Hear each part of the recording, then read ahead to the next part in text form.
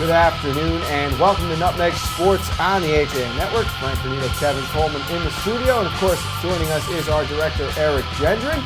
Eric, happy to have you along. Kev, how are you doing this afternoon? Good. I like that salute from Eric there. A little Swisher salute from right field. I like that. No, not Swisher. That was exactly what it was, yes. I'm still waiting for the dab, but I'm hoping he breaks it out and surprises us one day. I think it's coming. Never dab. Hashtag never dab. Our own John Kovac will dab, though. Yes, absolutely. Kev, we've got girls lacrosse coming up this afternoon, possibly a huge milestone within the FCAC. We had more girls lacrosse yesterday, which we're going to cover. Softball from Monday, and a lot of baseball movement in the conference standings going on this week. We got a lot going on here. I mean, you talk about some great games that we've seen already this week and last week as well, and we've talked about it already. Playoffs are coming, faster than we think. 2 weeks away or so, and I think the anticipation for baseball, especially with the road to Harbor Yard, I think is something that everyone has to get so excited about. And again, the pitching continues to be really impressive for me for baseball and for softball as well. We saw a great pitching performance from Sarah Staley on Monday from Stanford. And you talk about impressive pitching, Eric. We had another no-hitter this week. Ben Farrow of Trumbull tossing one earlier against Fairfield Ward. Yeah, how about 2 no-hitters within the span of a week? That's pretty crazy. And congratulations to Ben Farrow. And Trumbull, again, continues to be a team you just can't quite put your finger on. You said yesterday on the broadcast, Frank, they are beating teams that you don't expect them to beat and losing to teams that they should be beating. So a team we still haven't quite got our finger on, and we'll see where things shake out come the end of the season. But if Trumbull gets into the playoffs, I think that's all they need to do, is then they can still make some noise. Well, the biggest thing for me right now about Trumbull is yesterday they pick up a huge 1-0 win over the Wilton Warriors, and it was Andrew Loico who was dealing for the Eagles a 2-hit shutout complete game. That's enormous, because if you can get 2 quality pitchers going, you have Loico and Farrow, who Farrow has proven himself, in my opinion, to arguably be the MVP of the season. He single-handedly has kept Trumbull in the playoff hunt. They're now in 7th place, just a half game behind, 8th place, just a half game behind Darien, but they hold the tiebreaker over Darien. They've got winnable schedule moving in. Trumbull is a scary team right now, not someone you want to face at the top. No longer at the top of the standings, Kevin, are your Ridgefield Tigers. They lost a heartbreaker the other day, 11 innings to the Staples Wreckers. They did, and that was a well-fought game. And I thought this is a Staples Wreckers team, just like Trumbull, like Eric mentioned, a team that once they get in the playoffs, I think can do a lot of damage. But a great win for New Canaan that bumps them up. A great walk-off win against their rival Darien, and you got to think that Trumbull has to be so thrilled that New Canaan beat Darien in walk-off fashion. What a great game it was. And again, this baseball has just really been impressive. There have been some really exciting games, some high drama, a lot of extra inning games. And again, Ben Farrow, if there's a Cy Young Award given out in the FCAC, I think it goes to him. We'll have plenty more on baseball later in the show, but let's talk about softball. Monday afternoon, we were at Stanford High. First worth mentioning was that I did beat Kevin in the home run derby before the game. Doesn't matter that he was batting from the opposite side of the plate. That's not important. I think my home run went farther than your 2, though. But I think that may have to double up a little bit, my man. So, Eric, how'd you do in the home run derby? Warning track power, baby. Hey, that's all. Warning track power. Base hits for that company team. Double or nothing. Double or nothing. Well, while there were fireworks before the game, all right, and we will get a chance to see it again, we had an awesome pitching matchup again. Brianni Garcia and Sarah Staley did such a good job, but the highlight of the day that stole the show had to be the bat of Tori Kuskana. I mean, 2 home runs, and the second one was a shot. I mean, you knew right off the bat that was going to be out of the park, but the first one, it was a well-hit ball, but you almost thought that was going to be a fly out to dead center field, and it just kept carrying. The wind took it out of the park, and maybe it was the luck of Frank Granito giving her a little luck off the bat. I don't know what it was, but a great day for Tori Kuskuna, and the bats really came alive towards the end of the game for the Stanford Black Knights. There were a lot of similarities in our swings. It was just so smooth, so pure. It looked great. But Stanford is up 2-0 heading into the bottom of the 6th, all right? And those 2 runs come off the Kuskuna solo shot in the second. Then there's a leadoff triple to start the game. And for me, Lauren O'Neill hits that triple. Really, Garcia through the first 6 innings, Eric, threw just 2 mistake pitches in my mind. No, absolutely. And, and although Stanford blew the doors open in the bottom of the 6th, you're at the top of that frame, and Norwalk had 2 runners on. and with one out, and there was a deep fly ball to center field, and off the bat it looked like, there's the go-ahead home run, but just to the warning track. And then the next play, a little controversial. There was a grounder right down the third baseline, foul, fair. Will you be the judge? But that kind of quashed the Norwalk rally right there. And that was really the only chance that Norwalk had to get back into that. And then after that, the floodgates just opened. And you say, we'll let you be the judge. Let's look at the highlights now. You'll see this play. Top of the 6th inning, it's a slow roller down the third baseline. Fair, foul, you be the judge. Either way, Stanford a 10-0 winner on Monday over Norwalk. On the campus of Stanford High School, this is the HAN Network's coverage of FCX softball. So the 1-0 is cut on by Cascuna, flied out to the gap in left field, and that one's going to drop at the base of the wall.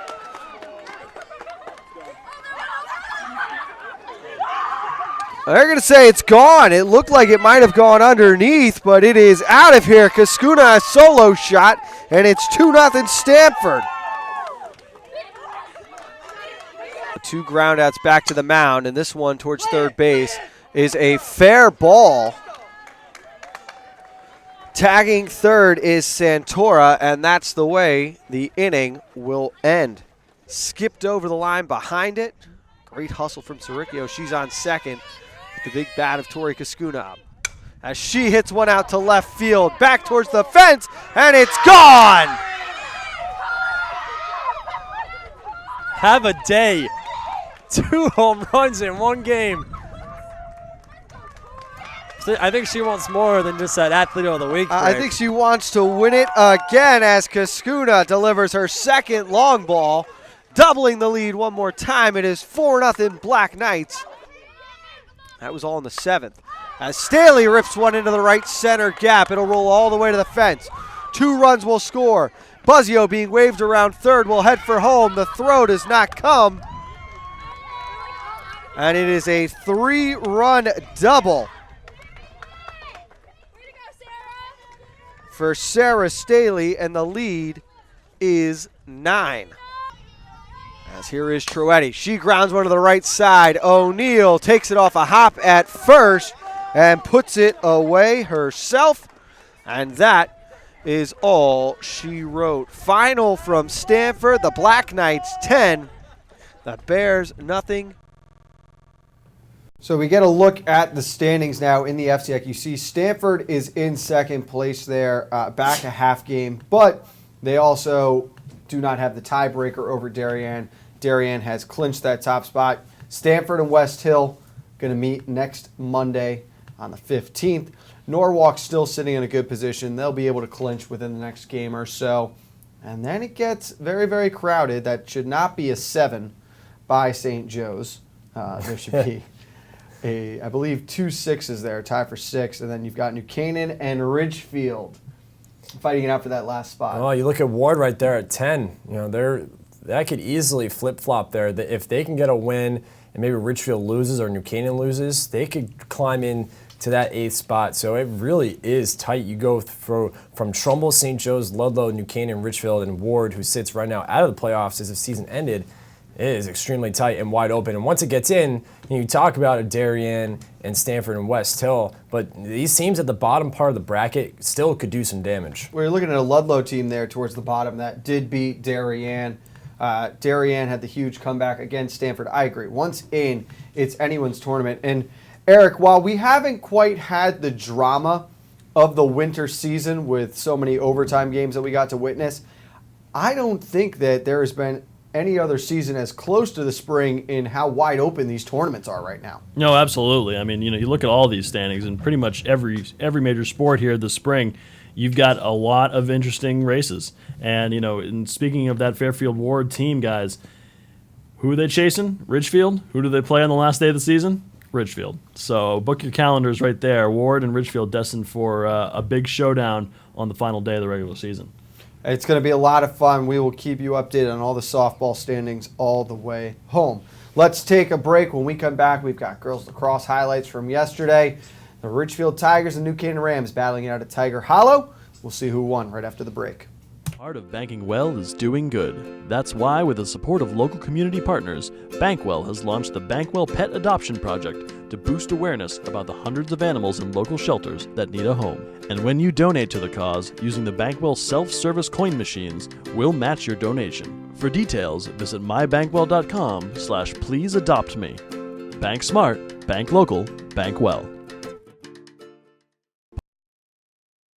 It's the InSports Athletic Functional Movement Assessment Program. A program that uses a camera, the same camera that you use with an Xbox video game. What it involves is three phases. One is the initial test, which will give you a very objective and lengthy assessment of how you are moving and where there may be imbalances. Once test gets the results from the assessment, we'll develop a customized program for the individual. The objective really to try to get as many young athletes through this program as possible. Have a sports injury or a slip and fall that needs immediate care? Coastal Ortho Express Urgent Care gives you direct access to an orthopedic specialist fast, without an appointment. Biking, golf, tennis, soccer, whatever the sports injury is, sprain or fracture, Coastal Ortho Express can help. Coastal Ortho Express Urgent Care open Monday through Saturday, now at 3 locations: 131 Kings Highway North in Westport, the iPark building at 761 Main Avenue, Norwalk, and 36 Old Kings Highway South in Darien. Or go to coastalorthoexpress.com, like them on Facebook.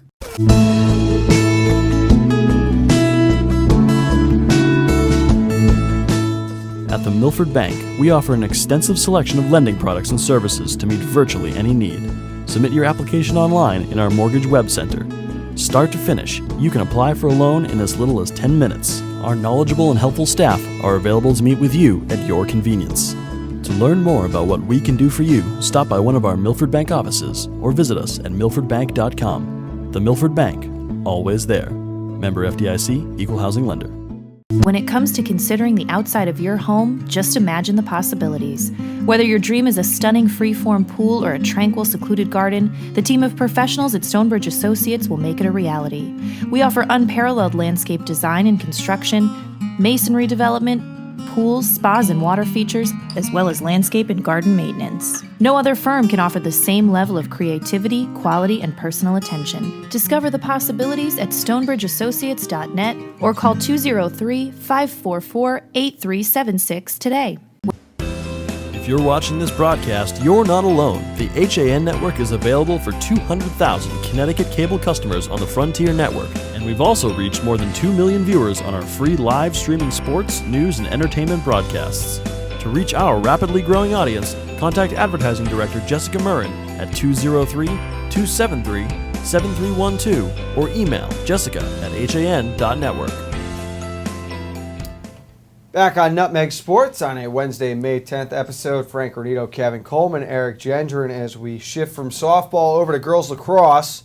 And we had New Canaan and Ridgefield battling it out yesterday. New Canaan off to another hot start, Kev. They were up by 6 goals early in the first half. Campbell Armstrong, another first half hat trick. It's almost becoming routine for her. But time's about to expire. Caroline Colonel, this miraculous turnaround shot, beats the buzzer. Ridgefield scores the next 5 goals. They get it to 1. What happens then after it's 9-8? Well, you have to give Ridgefield a lot of credit after being down by a lot of goals in that first half. Then that buzzer beater to go into the locker room by Caroline Colonel kind of sparked a little comeback, sparked momentum for the Ridgefield Tigers. They came out of the locker room firing away, scoring 5 unanswered goals to really get it to within 1.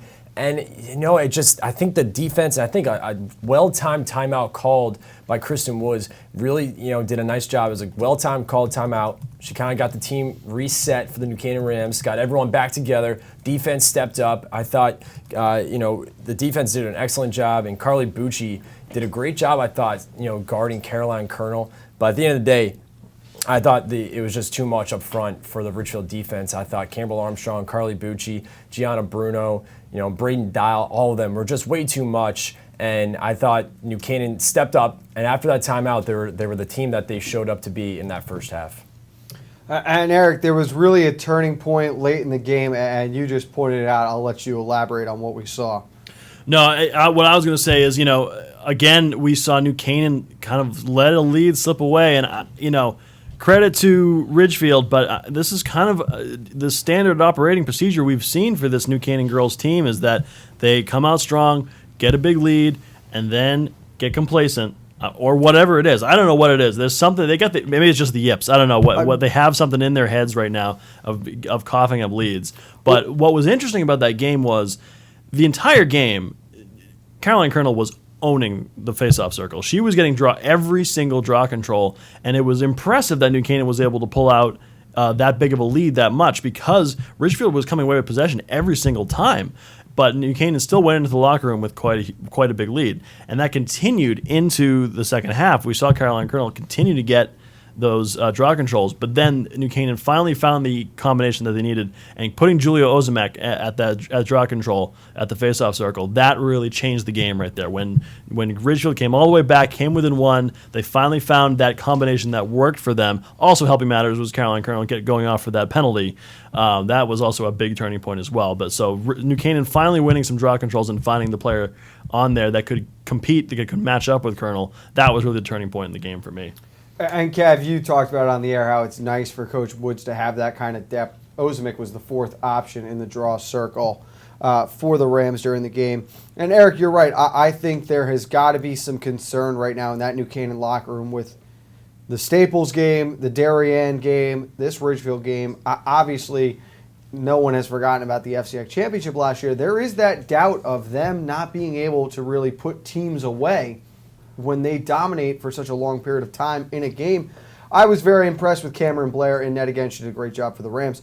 I thought Lexi Held played great for the Ridgefield Tigers. Only a freshman, and this is a tough loss for her, but she did not play a game where that felt like 16 was her fault. Oh, right. I think Lexi Held is a goalie that Ridgefield has to be thrilled that they have for the next 3 years. I mean, only a freshman, and I thought she made some great saves. I mean, you talk about this New Canaan offense is just star power. There's just too much up front for any team, really. And she made some great saves. And yes, some of them, weren't her fault. I thought the defense broke down a little bit. But again, Lexi Held a great talent. And back to what Eric said before, I thought that penalty on Caroline Colonel was a big turning point for Ridgefield because he's right. Caroline was excellent in the faceoff circle. And I thought once she was out, New Canaan, all they had to do was win the faceoff, and they really slowed the pace. They killed a lot of clock on the offensive end, being patient with the ball. That, again, like Eric said, that was, and I agree with him, was the turning point of the game. Let's look at the highlights from yesterday's Ram win. It was 16-10, the final from Tiger Hollow. Finding some open players in front. As they go in front, and it is Carly Bucci connecting. Give the assist to Braden Dial, and the Rams a 1 for New Canaan this season. Braden Dial, she gets to the front of the net. Bounce shot down low, and it goes 5-0 New Canaan. What a pretty move there by Braden Dial. Gets by two defenders. Does that low shot where it bounces up and goes in the top part of the net. And a nice pass down low. What a look. Bruno able to convert, so they invert off the last time. It is Bruno trying to free herself up for a shot. She let it go. Is it going to count? Yes. What a big-time goal by Caroline Colonel. She kind of got to the point where I just got to throw a desperate shot up, and like I said, that's a big goal. Big guarded by Bucci. Making herself available as Hage. Cuts back to the left. Another shot here. She scores again. To solve Caroline Colonel in the circle, and that one won as cleanly as we have seen all day. Quickly up ahead. Dial at the front of the net, and she scores. Will do it as New Canaan is going to hold on and take this one 16-10. I thought that Ann Hage played really well for the Ridgefield Tigers, and we talked about Campbell Armstrong, Carly Bucci, another big game. The two that impressed me most yesterday, Braden Dial and Gianna Bruno, they are just clicking in every possible way right now, facilitating both back and forth. They had 4 goals combined where they had the primary assist. Oh, they were a blast to watch. I mean, the chemistry you see between the two of them was just so much fun to watch. You see them going back and forth, assisting each other on each goal, 4 goals each. What a performance the two of them put on. And I think those are 2 key pieces for the Rams going into the playoffs for the rest of the season, because if those two can continue to have this chemistry, boy, they can really do some damage in the playoffs and get themselves into the finals. It's definitely going to be a lot of fun in the playoffs. They met last year in the semifinals. It looks like they're on a crash course to meet again right now. New Canaan is number 2 in the conference. Ridgefield is 7. We're going to take a look at the standings, though, when we get back. We got a preview of this afternoon's lacrosse game. Norwalk, Darien, girls lax again, coming up on the HAN Network. All of that after this. Want a new experience in car buying? Scap Chrysler Dodge Jeep Ram with one of the largest inventories of new 2- and 4-door Wranglers. We are Connecticut's Wrangler headquarters. Come visit our new Ram Truck Center. Browse our websites, scapchryslerjeep.com or scapdodge.net to find the new Jeep, Chrysler Dodge car, minivan, or Ram truck you've been looking for. Just 2 miles from both I-95 or the Merritt Parkway exit 44. Save thousands right now during the Drive and Discover event. Now through May 31st.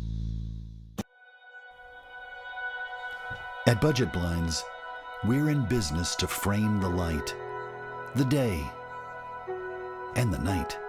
So we give you an exclusive combination of high style, expert service, our no surprises pricing, and our no questions asked warranty.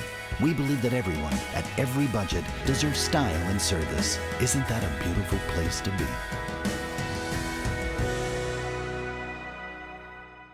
You don't have to go far for authentic Neapolitan cuisine and renowned wood-fire pizza. Pizzeria Loretano of Bethel is a contemporary Italian bistro, specializing in authentic wood-fired brick oven pizza Napolitana. Pizzeria Loretano was named one of America's top 1,000 Italian restaurants in 2008 by Zagat, and recommended by Jane and Michael Stern on National Public Radio's Splendid Table. Located close to the Bethel Cinema, we focus on quality, and our food is always made to order. Join us for live jazz Sundays from 6 to 8. Find our schedule, menu, and more at pizzerialoretano.com and like us on Facebook. The new fishing season is fast approaching, so it's time to head over to the dock shop and get your gear in order.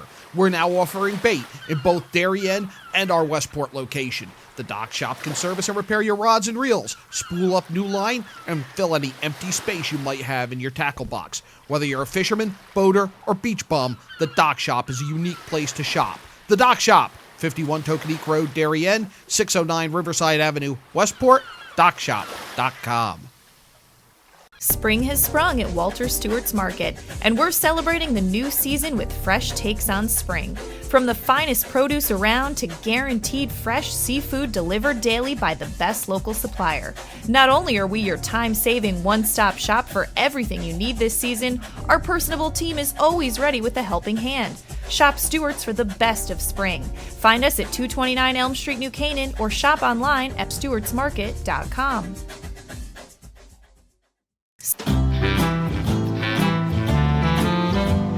La France de Charles Trenet, c'est la France de tous les Français.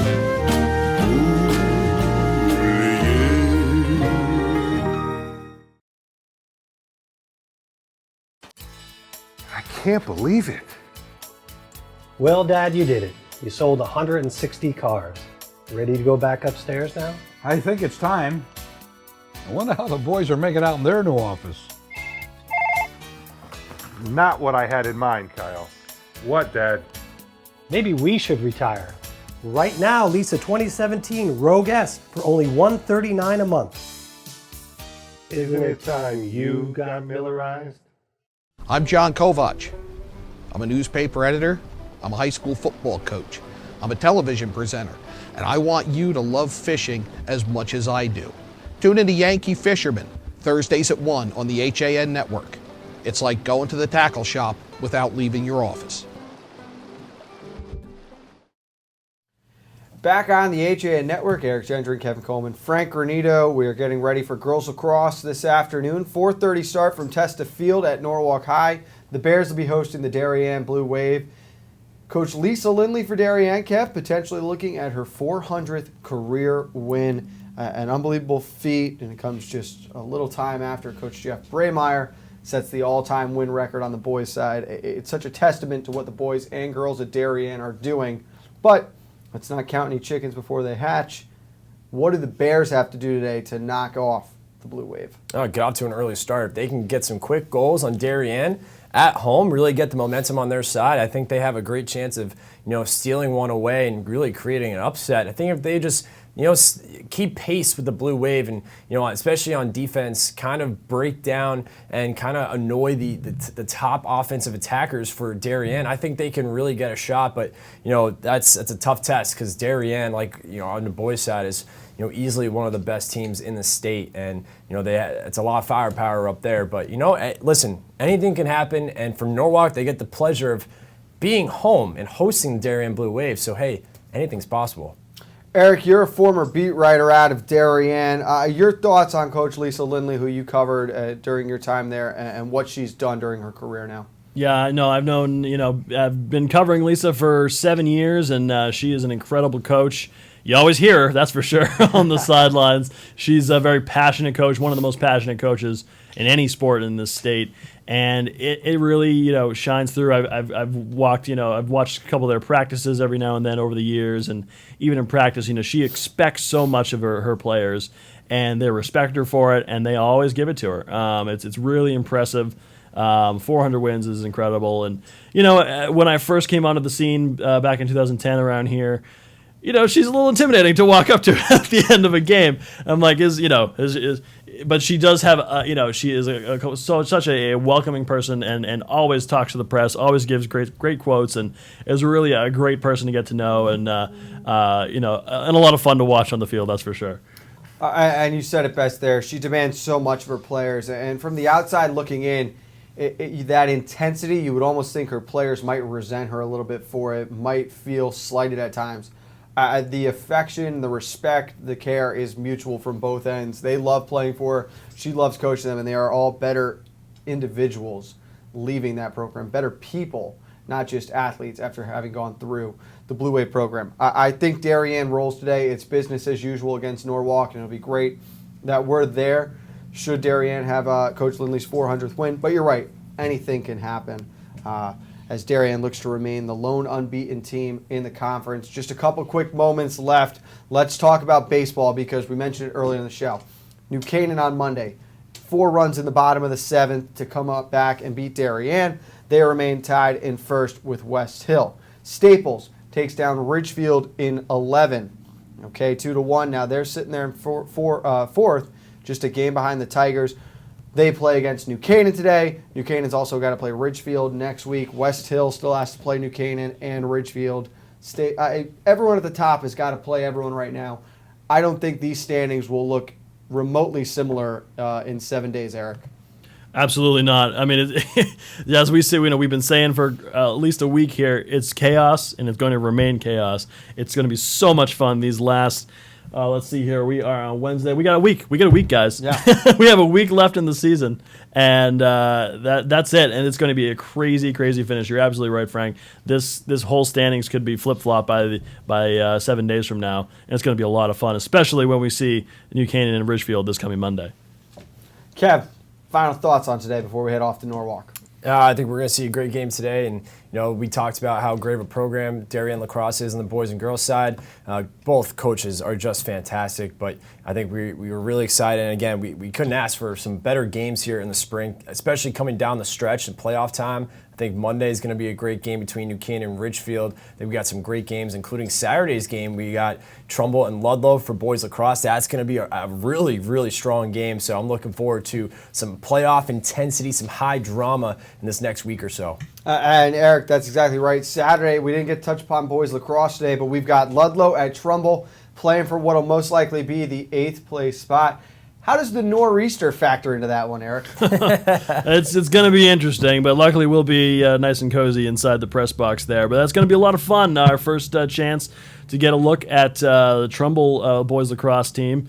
And for our first time at McDougal Stadium as the HAN Network. That's going to be a lot of fun, and should be a good one to see how the bottom of the playoff bracket shakes out. And if you're watching in Trumbull right now, you'll notice again in Eric's room, we're missing some Eagles swag. So absolutely, that is a Saturday. Feel free to help us sore spot out there. But all right, well, for Eric Gender and Kevin Coleman, I'm Frank Granito. We thank you for tuning in to Nutmeg Sports. We're back again tomorrow at 4:30 this afternoon. We're at Testa Field, Darien at Norwalk Girls Lacrosse. Good luck to both squads. We'll see you there.